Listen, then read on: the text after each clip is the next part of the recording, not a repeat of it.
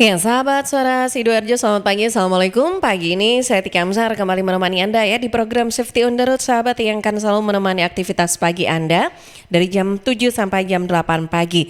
Nah, kali ini saya juga tidak hanya akan menyapa sahabat suara Sidoarjo, saya juga ingin menyapa dulu dong sahabat-sahabat saya yang ada di Tulungagung bersama RGR Tulungagung FM 90,1. Apa kabar semuanya yang ada di Tulungagung?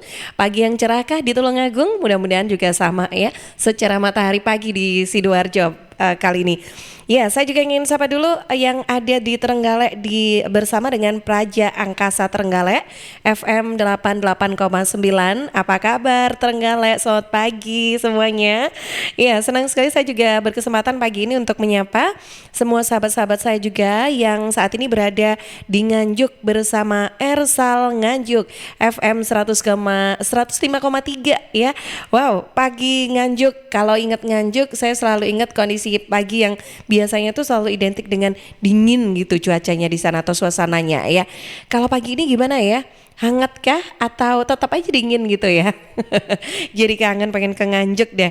Ya sahabat, pagi ini di program Safety on the Road nanti kita juga akan berbincang tentang faktor penyebab kecelakaan sahabat. Ada faktor amati dan prediksi yang tidak dilakukan. Ini ternyata jadi penyebab kecelakaan. Apa dan bagaimana seharusnya? Jangan pernah geser ya. Kita akan kemana-mana. Jangan pernah geser kemana-mana. Karena pagi ini kita nanti akan ngobrol sampai jam 8 pagi bersama dengan narasumber kita yang pagi ini saya sudah terhubung via Zoom bersama Bapak Muhammad Arsyad, Coach Sigma Safety Drive and Ride. Assalamualaikum Pak Arsyad, Coach. Waalaikumsalam warahmatullahi wabarakatuh. Apa kabar? Alhamdulillah sehat. Cuaca di sini cerah, Mbak. Cerah ya. Alhamdulillah sehat dan cerah. Mudah-mudahan hatinya juga cerah, Pak. Mudah-mudahan kantongnya juga cerah. Keliru ya. Oke, masih pertengahan bulan ini ya. Mudah-mudahan semuanya masih cerah kondisinya. Oke deh. Baik, Pak Arsyad, ini kita ngomongin tentang kecelakaan ya. Ini mungkin lebih ke faktor penyebab kecelakaan begitu ya. Nah, ini dia kada faktor amati dan prediksi. Beberapa pekan yang lalu kita sudah bahas ya tentang tipe-tipe pengendara. Ini yang dan juga ada hal-hal yang memang perlu kita bagaimana kita bisa mengamati dan prediksi. Tapi masih ada aja ya yang bisa jadi penyebab kecelakaan gitu ya, Coach. Betul. Jadi kalau kita urutkan mulai kemarin kan kita harus tahu dulu faktor-faktor apa istilahnya tipe-tipe orangnya, ya kan. Nah sekarang kita akan ngomongkan penyebab kecelakaannya. Dan kemarin di dua tempat yang berbeda, ya kan, turut berduka juga bahwa ada kecelakaan antara mobil dengan kereta. Ya, di Sidoarjo itu di taman kemarin. Satunya di Kediri itu juga. Jadi kasusnya hampir sama antara yang di Kediri dengan yang ada di Sidoarjo. Jadi melewati perlintasan kereta. Jadi sebetulnya kalau melewati perlintasan kereta itu kan situ sudah ada palangnya gede itu. Di situ ada tulisannya harus berhenti dulu, ya kan? Tengok kiri kanan dulu baru jalan. Jadi sebetulnya yang kritikalnya adalah itu sebetulnya. Adalah itu. Jadi kalau melewati rel kereta itu bukan tergantung dari petugasnya atau tergantung dari sinyal apa itu pintunya. Kalau pintu nyala ya oke, nggak apa-apa.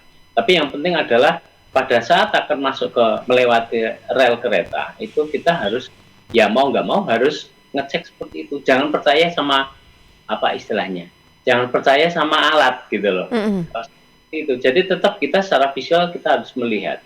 Nah, begitu sudah aman baru kita melewati secepat mungkin. Jadi beberapa kali kejadian terutama untuk lintasan yang tidak ada palang pintunya. Kan? Jadi itu ya. Ini kalau yang Sidoarjo kemarin ternyata ada ininya ada palangnya gitu. Iya. Masih ada manual itu ternyata. Jadi biar nanti faktor ini adalah salah satu faktor penyebab kecelakaan. Jadi kalau kita ngomong faktor penyebab kecelakaan itu kan macam-macam tergantung kita baginya, tapi kita bagi yang gampang aja lah. kecelakaan itu kalau saya lebih senang bagi pertama adalah faktor manusia, faktor manusianya. Kedua adalah faktor lingkungan. Ketiga adalah ini yang terakhir adalah faktor kendaraan. Kalau biasanya kalau kita ngomong ya karena faktor teknis, faktor teknis. Tapi nanti kita akan lihat faktor teknis ini ada beberapa poin. Faktor teknis itu benar-benar faktor teknis atau sebetulnya ini adalah faktor manusia, gitu loh. Nah, kenapa kok faktor manusia? Nah, ini yang nomor satu ini. Kenapa kok faktor manusia? Ya, karena yang mengendarai adalah manusia. Makanya yang mengendalikan dari kendaraan itu adalah manusia. Makanya faktor manusia. Pertanyaannya adalah berapa persen faktor manusia ini menjadi penyebab terjadinya kecelakaan? Kan itu kan. Sehingga kita harus tahu dulu berapa persen sebetulnya faktor manusia itu penyebab kecelakaan. Ternyata untuk faktor kendaraan dan faktor lingkungan itu tidak sampai 5%, Mbak. Oke. Faktor manusianya yang gede. Lebih dari 90% itu adalah faktor manusianya ternyata. Macam faktor manusia itu macam-macam. Kenapa bisa begitu ini, Coach? Kenapa kok faktor manusia yang menyebabkan yang paling besar? Kalau lebih gampang kita balik kemarin yang pembahasan kemarin. Jadi faktor manusia yang terbesar faktor manusia itu adalah nomor satu adalah kesalahan mengantisipasi. Nah, kesalahan mengantisipasi. Contoh salah mengantisipasi itu yang paling sering adalah dia mau mendahului, tapi dia tidak menghitung jarak di depan itu cukup apa tidak. Spekulasi ya, pokoknya mendahului gitu ya, pokoknya bisa nyalip nih gitu ya. Gitu loh. Bahkan saya sering lihat stiker di teman-teman klub itu, nek gak ngeblong gak lego, nah itu bahaya. Itu memotivasi sih sebetulnya, tapi kadang itu membahayakan juga gitu ya. Kelihatannya kan guyon itu. Aja. Sebetulnya itu nanti kalau dia sering dibaca, sering disampaikan, itu akan masuk ke dalam memori otak. Begitu dia masuk ke dalam memori otak, secara nggak sengaja dia akan melakukan itu. Bahayanya itu. Itu contoh yang simpel aja. Contoh yang simpel itu mendahului, ya kan? Terus kadang-kadang orang itu menyeberang jalan. Menyeberang jalan itu kalau kita lihat, ya mohon maaf ini, saya beberapa kali ngamati. Jadi orang sekarang itu kalau menyeberang jalan tidak tengok kiri, tengok kanan seperti yang di iklannya anak-anak kecil itu kan ada itu. Sekarang udah nggak ada. Jadi sebelum menyeberang tengok kanan dulu, tengok kiri dulu, tengok kanan lagi baru nyeberang. Seperti itu kan. Nah sekarang kan nggak ada. Orang-orang monggo Mbak Tika sekali waktu dilihat. Jadi orang itu sekarang kalau nyebrang, kalau dia dari kiri mau ke kanan, dia cuma melihat kiri aja. Yang ada di depannya aja. Sama sekali tidak melihat yang belakang. Jadi langsung ngomong gitu aja. Itu sering kali saya melihat seperti itu. Nggak peduli nggak peduli gender, nggak peduli umur, semuanya sama. Jadi sekarang trennya itu seperti itu. Jadi kalau mau nyebrang jalan itu sudah, atau katakanlah dari gang mau masuk ke jalan raya gitu. Tidak ada proses untuk berhenti dulu, tengok kiri, tengok kanan dulu, baru masuk. Tidak ada. Ya, keluar gang langsung belok kiri, langsung nggak tahu ya di belakang di kanan itu ya. Hanya Tuhan yang tak ada, hanya Tuhan dan Dia yang tahu, Mbak. Iya. Ini sebetulnya adalah menyebabkan salah mengantisipasi. Mengantisipasi itu. Jadi kalau kita masuk ke defensive safety riding, proses amatinya ya nggak benar. Harusnya mengamatikan seluruh kondisi lingkungan. Jadi dari kiri, dari kanan, dari depan, dari belakang itu kan harus kita amati dulu. Proses amati itu yang penting dulu. Nah, karena proses amatinya salah, ya kan? Prediksinya juga nggak jalan, kan gitu kan? Prediksinya orang-orang kalau gitu tanya kan, masuk segini gedenya nggak kelihatan mau nyebrang. Nah, banyak kan seperti itu. Bahkan saya dulu punya teman, kalau nyebrang seperti itu, jawabannya enteng sekali. Lo mobil itu kan ada supirnya kan juga nggak mungkin nabrak toh, nggak mau Nah, nabrak. itu dia. Itu apa istilahnya ya. Jadi orang-orang yang terlalu overconfident, Ya. orang-orang kita balik yang minggu kemarin, Mm-mm. orang terlalu overconfident ini yang bahaya, ya kan? Salah mengantisipasi situasi, gitu loh. Ini yang bahaya, orang-orang yang overconfident ini yang bahaya. Bahwa contohnya ibu-ibu yang bawa, kemarin kan kita contohnya ibu-ibu yang jemput anaknya itu kan, Mm-mm. jemputnya sekolah itu, anaknya direnteng, yang depan anaknya, yang belakang tetangganya kiri, yang belakang lagi tetangganya kanan. Mungkin kalau masih bisa ditambah kayu, ditambah lagi tuh panjang. Terus apa istilahnya, tasnya dicantolin di setir itu. Mm-mm. Sebetulnya itu kan bahaya. Tapi karena dia overconfident, itu menyebabkan ini tadi. Pada saat dia mengantisipasi situasi yang ada di depan itu akan mengalami kesalahan. Dan ini cukup besar, Mbak. Kesalahan ini. Itu hampir 60-70%. Jadi kesalahan mengantisipasi keadaan ini yang cukup besar. Mm-mm. Itu tapi karena memang sudah kebiasaan dari orangnya atau memang pemahaman tentang caranya dalam kita berkendara di jalan umum yang memang belum diketahui atau bagaimana sebetulnya coach ya? Nah, itulah kenapa suara Sidoarjo mengadakan dialog safety riding kan. Kalau orang itu belum pernah diberitahu, itu salah berarti kan. Ya nggak salah karena dia nggak tahu kan. Ya, Makanya ketidaktahuan yang jadi membudaya gitu ya. ya makanya hari ini kan kita memberitahu kan. Iya. Oke. Artinya salah satu tugas kita untuk memberitahu sudah selesai ini. Belum selesai. Nanti kita ngobrol sampai jam 8 no coach. Oke. Kenapa ada edukasi? Kenapa edukasi? Ini kan tujuannya itu tadi. Iya. Oh mungkin nggak tahu. Nah sekarang sudah tahu kan. Oke. Yang sama sudah salahnya dia. Karena kita tahu. Yang kedua ya ini yang bahaya. Iya. Etika atau mentalnya memang seperti itu. Gitu loh. Orang kemarin kita bahas ya overconfident, ada orang yang apa macam lah kemarin kita bahas itu yang bahaya. Karena itu apakah bisa dirubah? Bisa. Yang dirubah siapa? Dirinya sendiri. Nah, kan gitu kan. Cuma dirinya sendiri yang bisa merubah. Orang lain nggak bisa merubah. Kita cuma bisa istilahnya edukasi ini loh. Apa istilahnya? Efeknya seperti ini. Gitu. Cuma itu toh kita lakukan. Nah, untuk mengantisipasi ini, maka proses safety riding, proses amati prediksi tindakan itu harus dijalankan benar. Gitu loh. Jadi proses amati ini nomor satu. Kita ngomong amati dulu, belum tindakan kan, gitu kan. Proses amati dan prediksi ini yang benar dulu. Karena dengan amati dan kita memprediksi yang terburuk, maka kita menyiapkan untuk yang antisipasi yang baik. Gitu loh.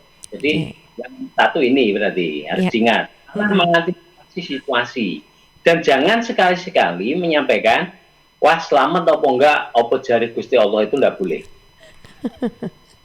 Biasanya itu kan kita jari gitu. Tapi anehnya dia mengalami musibah dia menyalahkan orang lain gitu. Nah itu dia. Begitu terjadi saling menyalahkan akhirnya.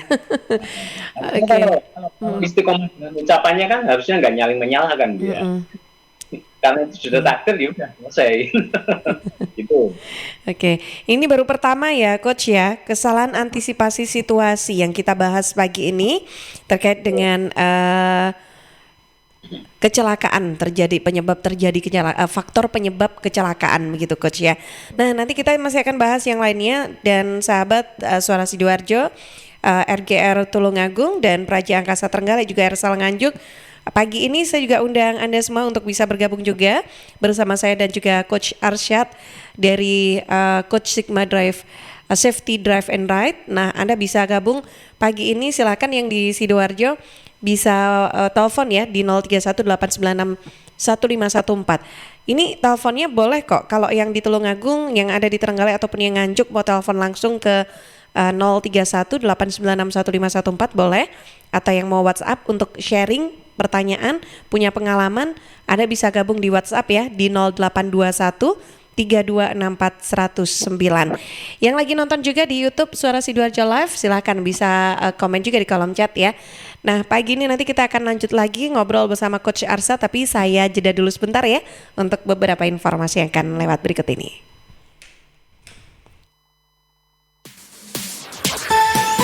News, talk, and music hits. Suara Sidoarjo. Your multi-platform radio.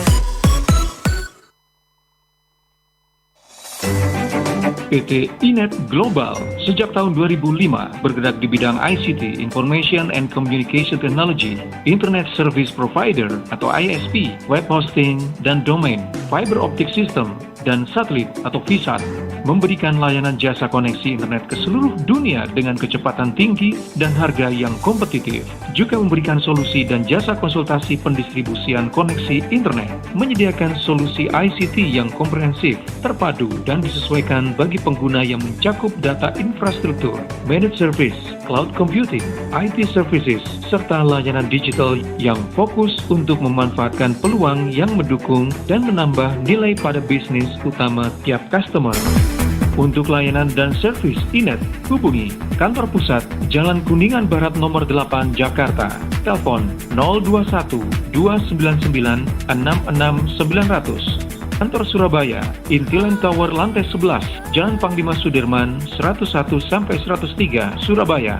Telepon 031 535 3955 031 535-3955. Inet Globalindo, the best service for great solution. Pilgub bermartabat, Sidoarjo hebat.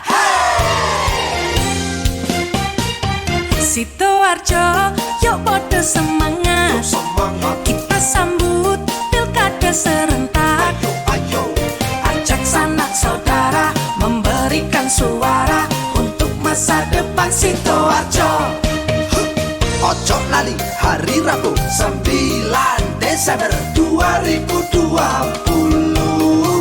Rame-rame ke TPS kita nyoblos.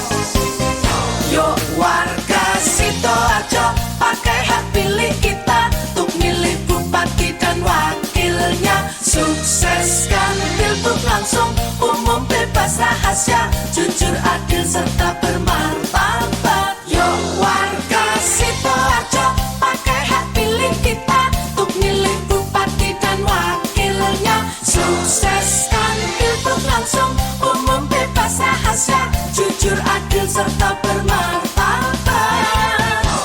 Pilgub bermartabat, Sidoarjo hebat. Pilgub bermartabat, Sidoarjo hebat. Hey, sukseskan Pilgub Sidoarjo 2020.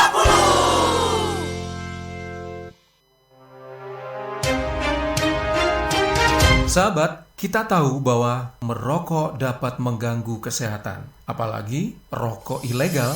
Ciri-ciri rokok ilegal yaitu rokok yang beredar di pasaran tanpa pita cukai, memakai pita cukai palsu, memakai pita cukai bekas, atau rokok yang memakai pita cukai yang salah peruntukan. Dengan harga jual yang murah, maka rokok ilegal pasti berdampak negatif, diantaranya meningkatkan jumlah perokok pemula dan juga berdampak pada penerimaan negara. Mari bersama-sama memberantas rokok ilegal. Iklan layanan masyarakat ini dipersembahkan oleh Bea Cukai Sidoarjo. Warga Sidoarjo dan sekitarnya, karena merebaknya wabah virus corona, pemerintah mengimbau untuk menghindari kerumunan dan kegiatan di luar rumah.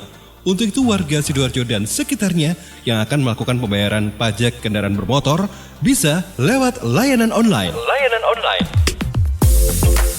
Anda bisa memanfaatkan fasilitas pembayaran online di e-Samsat, Link Aja, PPOB Indomaret, Alfamart, Tokopedia, dan juga Gria Bayar BTR.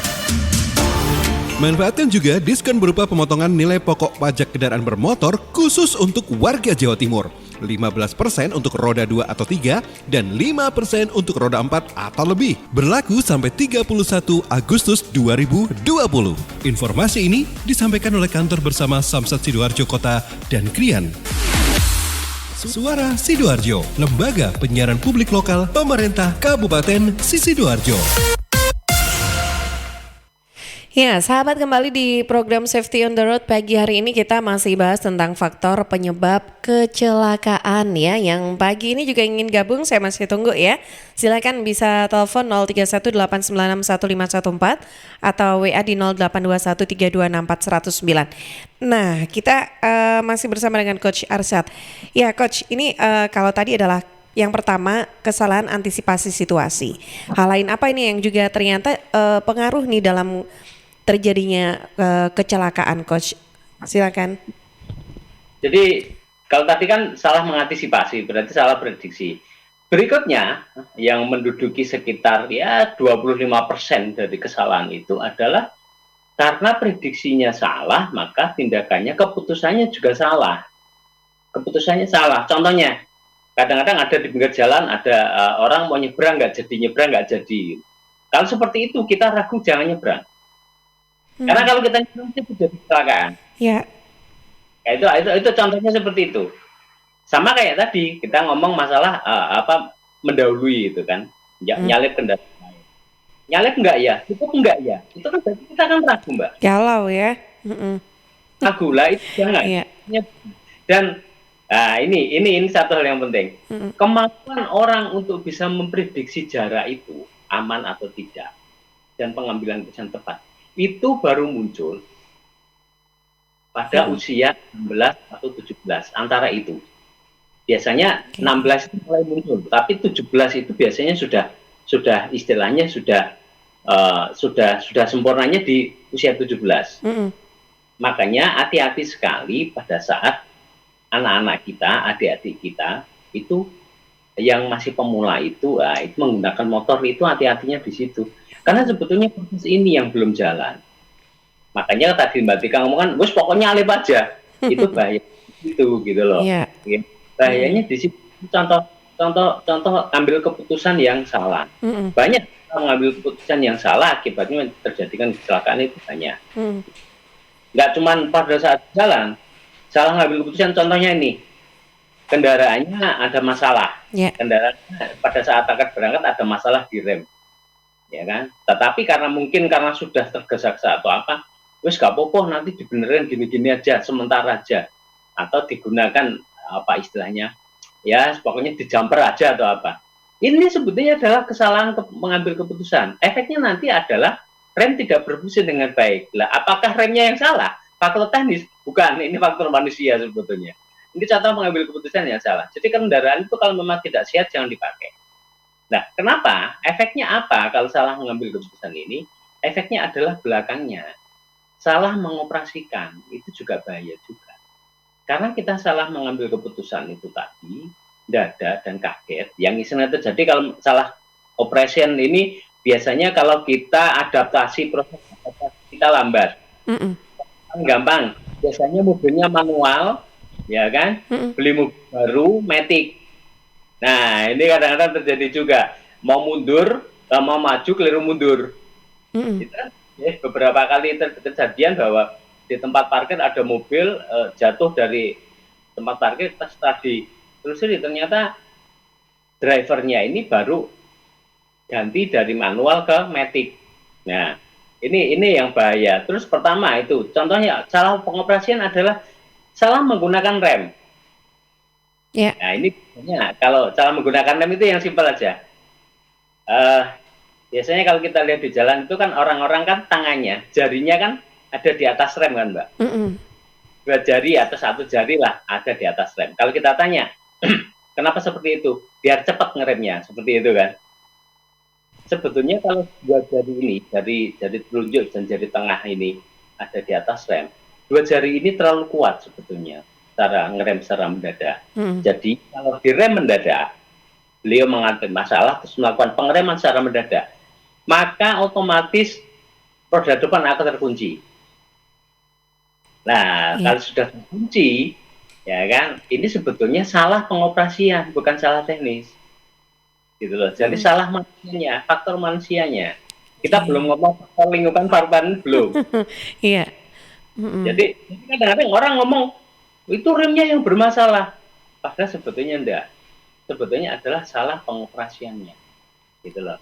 Bisa juga kalau yang manual sama matic itu tadi sudah sering kasus seperti itu, atau kalau nggak gitu kesalahan ini karena salah mengoperasikan, mau ngerem keliru ngegas karena panik. Iya. Kejadian Ya, ya. kemarin itu, Pak. Kelihatan Iya. ada polisi kaget, keliru mau rem, injak gas. Kenceng. Jadi itu yang sering terjadi. Ini kalau untuk yang masalah-masalah pengoperasian ini bisa diantisipasi dengan jam terbang tinggi. Ya. Nomor satu. Mm-mm. Dua adalah konsentrasi saat di jalan. Ini bahayanya ini. Jadi kadang-kadang salah pengoperasian rem dan gas itu karena panik, karena kaget. Kaget itu kenapa? Karena proses amati prediksinya nggak jalan. Jadi pada saat mengamati, harusnya mengamati sekitarnya, mungkin masih asik mendengarkan musik, masih asik chatting di WA, masih asik macam-macam lah. Sehingga proses untuk mengamati itu terlupakan. Lah, proses amati ini yang penting. Karena dengan proses amati ini benar, maka dia akan bisa antisipasi semuanya. Kalau proses amati dan proses amati dan prediksi ini berjalan, orang tidak akan kaget, Mbak. Yeah. Ada apa? Nggak akan kaget karena dia sudah tahu sebelumnya, sudah siap sebelumnya. Nah, makanya konsentrasi di jalan ini yang penting. Karena dengan konsentrasi di jalan ini kita bisa mengantisipasi keseluruhan apa yang ada di depan itu ketahuan semuanya, gitu loh. Nah, kembali ke kita ini sekarang, pernahkah melakukan hal-hal ini? Nah, kan gitu kan. Dan ternyata proses amati kalau kita sudah berkendara di jalan itu kan kadang memang butuh skill ya memang ya, atau keahlian ya, Coach ya. Tidak semudah yang kita bayangkan gitu loh ternyata. Tapi ya kita ngamatinya ini aja. Makanya saya ngomong kadang-kadang proses amati dan prediksi ini dijalankan terus. Makanya kenapa kok kita ngomong konsentrasi di jalan, ya kan? Soalnya percuma, Mbak, kalau kita sudah di jalan itu kita mikir utang juga nggak mungkin bisa bayar utang, betul kan? Benar, iya. Juga masak kita nggak bisa, gitu loh. Kalau kita mikir masak juga nggak akan matang kan masaknya kan? Benar banget. Oke, baik, Coach. Ini ada yang sudah gabung sama kita, boleh kita sapa dulu ya di redaksi Karin. Iya, jadi ini sudah ada beberapa pendengar yang mengirimkan pertanyaan di WhatsApp redaksi. Yang pertama dari Mbak Wildanisa di Krembung. Saya ingin bertanya, kalau kita terlalu hati-hati juga bukannya akan menimbulkan masalah di jalan ya. Terkadang ada orang yang terlalu titen di jalan dan itu malah membuat macet yang belakang-belakang. Yang kemudian yang kedua dari Mas Rehan di Puri Surya. Saya Rehan dari Puri. Ingin bertanya, tapi sebelumnya mohon maaf jika ada pendengar dari gender yang saya singgung ini ya. Karena saya cuma penasaran saja. Setelah saya lihat-lihat dan saya amati, kenapa gitu ya kalau di jalan raya biasanya itu selain orang yang sudah berumur, kecelakaan ini lebih sering dialami oleh kaum-kaum hawa. Terus yang ketiga ada pertanyaan juga dari Mas Digdia di Trosobo. Gimana ya Coach cara mencegah biar kita itu nggak kagetan di jalan? Soalnya saya ini sering sekali mengalami waktu-waktu ketika disalip sedikit kaget dan diklakson sedikit kaget. Oke. Ya, Coach silakan, kita boleh tanggapi satu-satu dulu deh. Silakan Coach. Saya agak bingung ini. Maksudnya terlalu kreatif itu yang mana? Jangan-jangan yang kemarin Mbak kita bahas orang yang antisosial itu. Jadi kalau dia di tengah aja sudah wis pokoknya tetap bijaksana lah dia lah, tidak di pinggir, tidak pokoknya di tengah. Makanya yang dimaksudkan ya memang kalau kita ngomong terlalu hati-hati yang seperti apa dulu, gitu kan? Artinya kalau hati-hati tetap mengikuti. Sebetulnya gampang. Kalau pengen hati-hati itu seperti apa? Gampang. Ikuti petunjuk dari rambu-rambu lalu lintas. Contohnya kecepatan maksimal 40 km per jam. Kita ikutin, maksimal 40 km per jam. Nanti ada petunjuk lagi, kecepatan rendah, gunakan lajur kiri. Kita gunakan lajur kiri. Nah, itu aja. Sebetulnya simpel itu aja. Itu contoh hati-hati yang tidak merugikan orang lain. Ya kan? Kalau yang disampaikan Mbak Wildan ini, terlalu hati-hati, merugikan orang lain, bisa aja. Beliau jalan pelan-pelan, tapi ada di tengah, agak ke tengah. Jawabannya aku kan sudah hati-hati. Betul, tapi akan mengganggu pengendara yang lain. Ya. Kenapa? Jalur itu bukan jalurnya dia. Nah, ternyata beliau termasuk antisosial, nggak peduli sama orang lain kan seperti itu kan. Nah, pada saat contohnya mau belok, menyalakan lampu sen terlalu panjang, itu juga nggak baik juga. Karena kalau terlalu panjang, katakanlah masih kira-kira masih 30 detik atau setengah menit kemudian baru kita akan belok, kita sudah menyalakan. Yang di belakang mesti bingung kan? Ya kan, warna kecepatan ini bahaya juga. Jadi kita menyalakan lampu sen juga sekitar 10 sampai 15 detik sebelum kita bergerak. Nah, ini contoh seperti itu. Jadi kalau kita ngomong terlalu hati-hati, kita lihat dulu ininya yang mana gitu loh. Posisinya di mana. Nah, kalau memang hati-hati mengikuti aturan sebenarnya sih tidak ada masalah. Kalau menurut saya tidak ada masalah untuk ini. Ya. Oke. Next tadi pertanyaan kedua dari Mas Rehan. Rehan ya. Gimana Kalau- Coach? Ini tadi sudah terjawab sebetulnya ya. Saya jawab yang depan. Langsung ya. Masih nyambung ya Coach. Kemungkinan cewek ini kemungkinan masih mikir masak apa. Nah, Mbak Tika mungkin kalau nyetir sambil mikir, saya nanti masak apa ya di rumah. Anak saya mau makan apa ya. Konsentrasi. Kalau kita sering ngobrol bahwa perempuan itu lebih multitasking daripada yang cowok. Sebetulnya ya. Jadi kalau pada saat di jalan itu sambil mengendarai, sambil mikir, nanti setelah ini mampir di warung ini untuk membeli sayur ini nanti ini yang di rumah habis ya apalah. Inilah proses ini yang bahaya sebetulnya. Kenapa kalau cowok enggak? Karena cowok nggak mikir masakan di rumah, nggak mikir kebersihan di rumah, nggak mikir jemput anak kan gitu.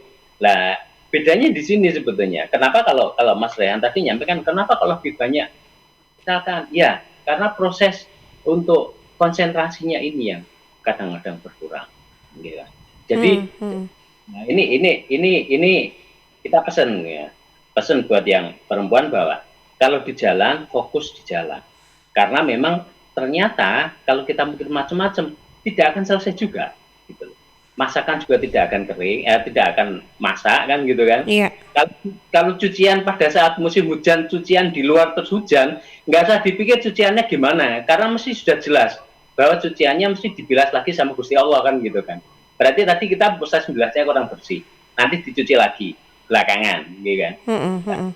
Jadi kita pikirkan hal-hal seperti itu. Jadi kita berpikir bahwa saat ini di jalan ya kita konsentrasi di jalan. Iya. Itu mungkin Oke. kenapa. Yang terakhir kagetan. Nah ini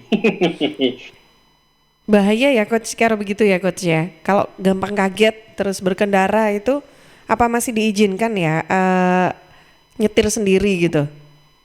Nah, ini sebetulnya masalahnya gimana dulu, kan gitu. Kalau tadi kita sudah bahas, orang itu kagetan karena apa? Karena beliau tidak mengantisipasi lingkungan sekitarnya. Proses amatinya, Mbak, yang kurang. Jadi, monggo Mas Dikdaya, Dikdia ya, itu pada saat berkendara fokus di jalan, mengamati kondisi di jalan, kondisi di depan, di sekelilingnya itu diamati. Kadang-kadang melihat kaca spion, gitu. Jangan melamun, mohon maaf. Jangan melamun, jangan mikir yang lain, gitu kan. Karena gimana pun kalau kita di jalan, bon-bonan yang sudah kita berikan itu tidak akan terbayar juga, gitu loh. Jadi nanti aja, mikirnya nanti aja, ya kan. Hutang atau apa nanti aja. Kerjaan itu dipikir nanti aja. Saat kita sudah di depan meja, sudah di depan kerjaan baru kita pikir. Kalau di jalan jangan. Jadi fokus di jalan. Coba untuk biar gak kagetan itu adalah biasakan untuk fokus di jalan. Kita mengamati sekeliling, mengantisipasi sekeliling. Di belakang, di depan ada apa?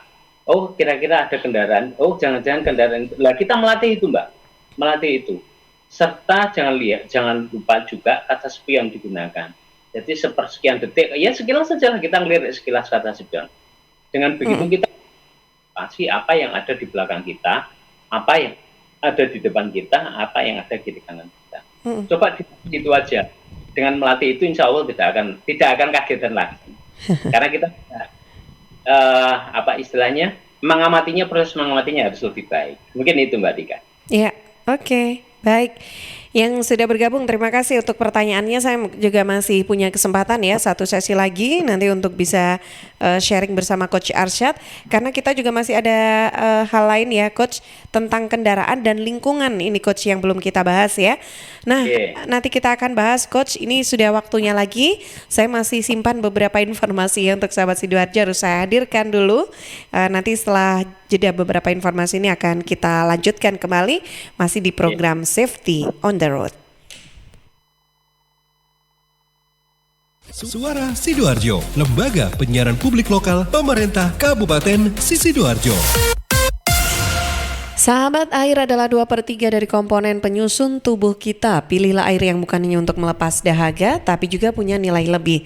Nah, untuk sehari-hari, pilihlah air mineral Santri, produksi Kopontren Sidogiri Pasuruan. Air mineral Santri tidak hanya menyehatkan, tapi juga ikut mengembangkan perekonomian umat. Air mineral Santri bisa didapatkan dalam kemasan 120 ml, 240, 330, 600, dan 1500 ml, juga ada yang kemasan galon. Info lengkap dan pemesanan, hubungi Ustadz Muhammad Seger di CV Lantabur Sidoarjo. Telepon 0821 3404 0289. Distributor air mineral Santri wilayah Sidoarjo di Jalan Sawu RT 03 RW 01 Plumbungan Sukodono Sidoarjo. Air minum ya Santri. Apa rahasia mereka untuk meraih sukses? Kuliahnya ya di kampus hebat, UMSIDA, Universitas Muhammadiyah Sidoarjo, perguruan tinggi bermutu di Indonesia. UMSIDA dong, melahirkan cendekiawan muda, mandiri, dan inovatif. Saya sukses karena dulu kuliah di UMSIDA, Universitas Muhammadiyah Sidoarjo, mengedepankan kreativitas dan khasanah keilmuan.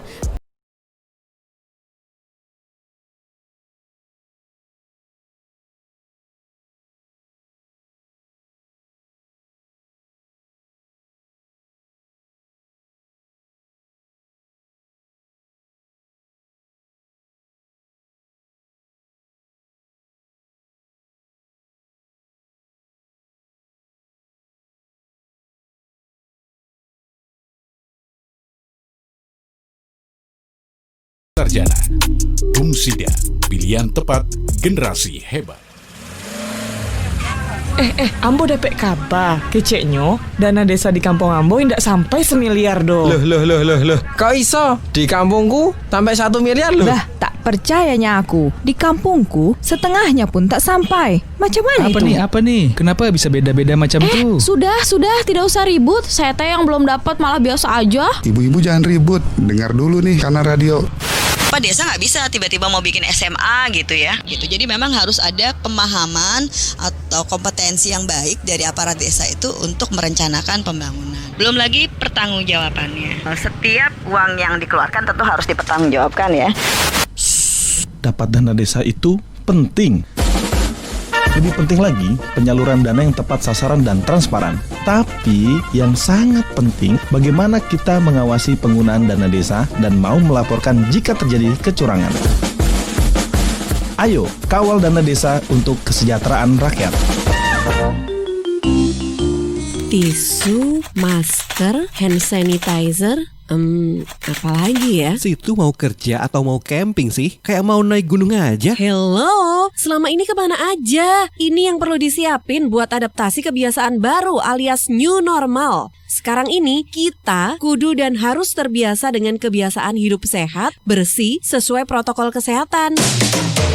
Saat ini kita dalam perubahan pola hidup dalam situasi pandemi COVID-19, jadi kita perlu melaksanakan adaptasi kebiasaan baru atau protokol kesehatan dalam kegiatan sehari-hari. Jangan lupa pakai masker, tetap jaga jarak, sering cuci tangan pakai sabun dengan air mengalir, sediakan hand sanitizer kemana-mana. Kalau flu, di rumah saja, nggak perlu bersalaman, say hello saja. Kalau nyampe di rumah, langsung mandi. Gunakan uang elektronik kalau naik kendaraan umum, jaga jarak. Balita atau lansia, di rumah saja. Ayo menuju new normal dengan melaksanakan protokol kesehatan dan menerapkan adaptasi kebiasaan baru.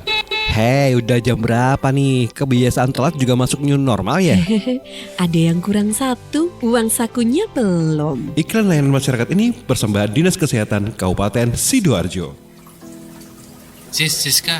Apa? Kenapa? Ada asbak rokok nggak ya? Pinjem dong. Duh Iwan, maaf banget dia sebelumnya. Kenapa? Di sini nggak ada asbak rokok. Gimana dong? Emang nggak ada yang rokok di rumah ini ya? Ih, papaku itu udah lama banget berhenti ngerokok. Jadi nggak ada yang rokok di rumah ini. Ada ya? Tak kasih tahu ya Iwan ya.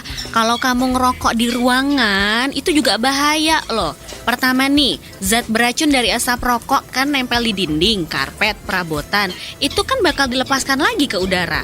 Nah, sistem ventilasi tetap nggak akan menghilangkan partikel dan gas beracun di udara walau di rumah pakai filtrasi udara atau exhaust fan. AC sentral dan buka tutup pintu juga tetap susah ngilangin kontaminasi dari asap rokok gitu. Masa sih? Iya, nggak percaya. Betul. Siska. Kita aku tambah suka. Sama Cici mulai lagi deh ngobalnya. Namanya juga usaha. Ingat, jangan merokok di tempat umum. Iklan layanan masyarakat ini dipersembahkan oleh Suara Sidoarjo. Your multi-platform radio.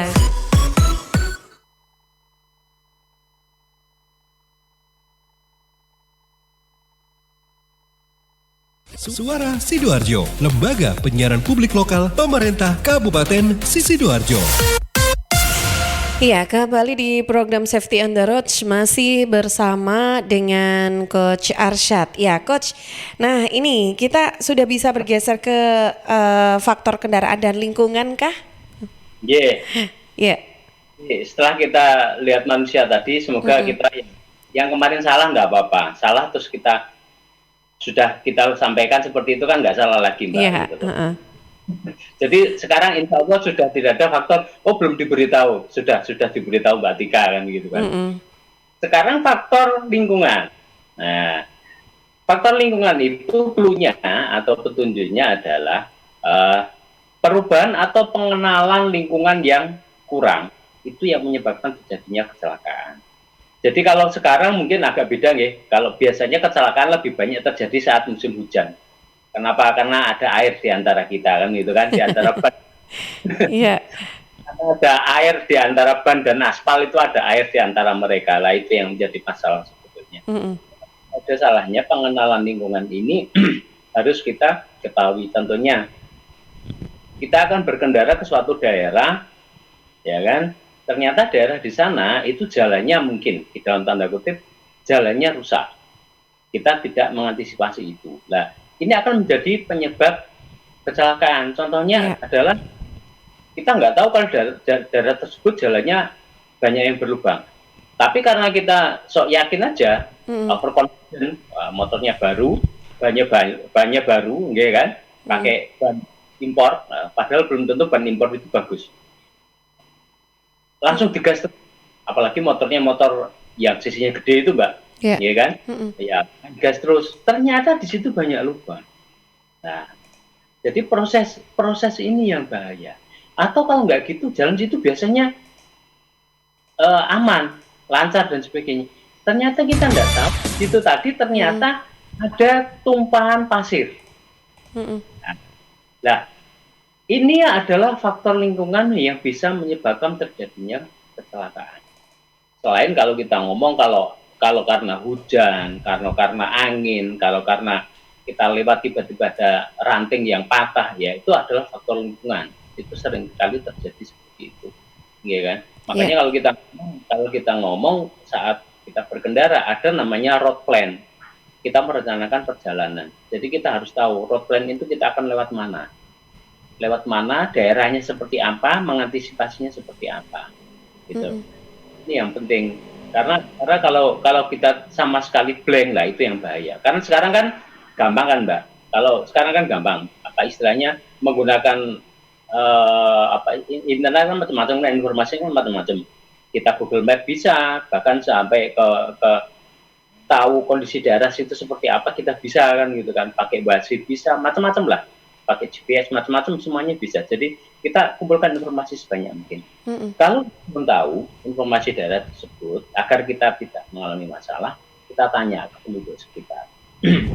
Faktor lingkungan itu juga macam-macam. Kita tidak biasa ke Bromo contohnya, tapi kita overconfident. Padahal di Bromo kan beda kondisinya. Kondisinya turun, kadang-kadang turun terus tikungan, atau naik terus tikungan dan sebagainya, beberapa titik seperti itu. Ada daerah-daerah sekitar yang longsor gitu. Atau kalau nggak gitu, daerah-daerah yang apa istilahnya ya, sering terjadi di situ lewat hutan banyak pohon-pohon yang tumbang lah, itu harus kita pahami dulu. Kayak Trenggalek itu kalau kita mau ke Panggul itu kan lumayan itu Mbak. Saya pertama kali ke sana dulu dijemput karena nggak biasa dijemput yang di sana. Ya itu oke. Jadi saya mengikuti mereka karena itu lebih baik. Iya kan, karena kita tahu kondisi lingkungan seperti apa. Oke, Coach, ini ngomongin tentang Google Map ya. Kita langsung ada yang respon ini. Ada Mbak Safria di Sidoarjo yang gabung. Coach, saya sih kalau pengalaman menggunakan Google Map itu justru saya kok nggak percaya ya, karena seringkali saya itu dilewatkan jalan-jalan yang itu kecil banget. Kalau naik mobil nggak bisa lewat. Nah, terus juga pernah pengalaman naik motor pakai Google Map itu ternyata ruas jalannya itu cukup membuat hati dak-dikduk gitu katanya. Sama, saya kalau pakai Google Map di Solo itu mesti disasar-sasarin. Sengaja gitu kan. Kalau Solo kan kalau mau ke Jogja itu kan lewat Solo gitu kan sudah tahu jalannya. Cuman sengaja kadang-kadang ngikutin Google Map. Terakhir masuk di Gang Buntu pernah saya. Nah, inilah sebetulnya kalau kita ngomong ke road plan. Jadi artinya road plan di sini adalah kita selain lihat Google Map, kita juga harus tahu dulu. Kita lihat, ambil jalan-jalan yang besar. Google Map itu adalah mencarikan jalan yang paling cepat sebetulnya. Tapi dia tidak tahu kondisi jalan itu seperti apa. Pokoknya ada jalan dilewatin aja gitu. Nah, hati-hati. Makanya saya ngomong, road plan ini kita juga selain menggunakan salah satu, katakanlah Google Map, kita juga harus punya informasi daerah-daerah tersebut. Ya kan? Rumah sakit itu kalau pakai Google Map nggak pernah ketemu Mbak. Yang ketemu gang sebelah. Kalau nggak gang depan saya, gang belakang saya. Rumah saya hilang.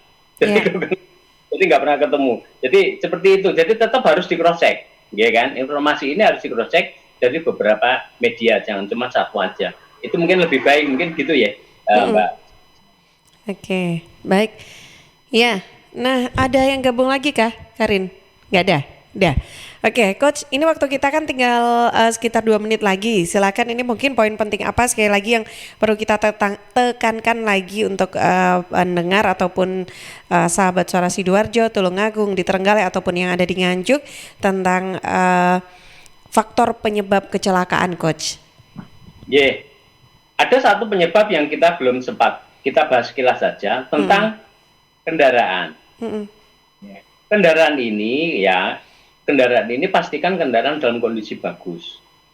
Yang simpel aja, tidak semuanya bisa jadi mekanik kan? Tidak semuanya.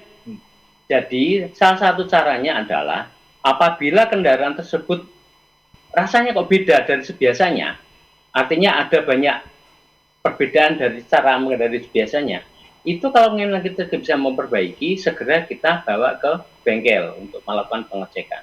Biar mekanik yang lebih tahu. Itu jadi kita harus pastikan setiap pagi kita harus ngecek kendaraan, pastikan bahwa kendaraan ini dalam kondisi bagus.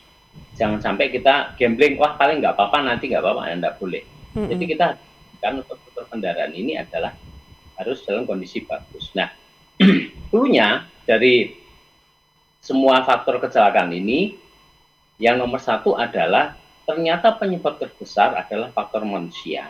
Faktor manusia ini terjadi karena apa? Karena salah mengantisipasi, salah mengambil keputusan. Karena itu, pada saat kita berkendara, proses amati, prediksi, tindakan, proses amati dan prediksi ini harus kita lakukan sebaik mungkin. Nah, apa istilahnya? Berprasangka baik. Ya, ini agak beda nih. Jangan pernah berprasangka baik saat berkendara. Jadi saat berkendara itu kita harus berprasangka buruk sama semuanya. Jadi dengan begitu kita harus mengamati keseluruhan dan kita memprediksikan yang kayak objek-objek yang kita amati itu, kita memprediksikan hal yang terburuk.